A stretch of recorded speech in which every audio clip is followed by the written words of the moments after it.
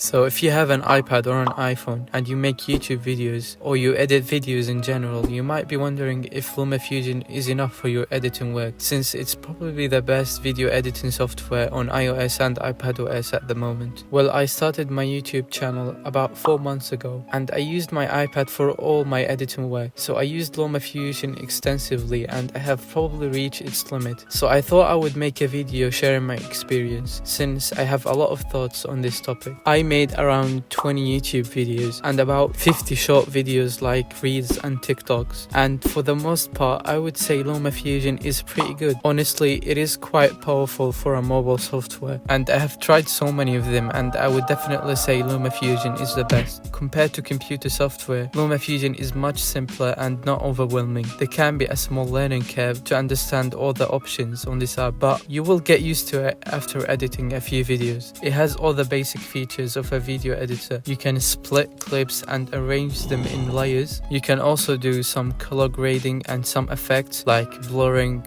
or some animations. You can also edit audio and do some effect on audio too.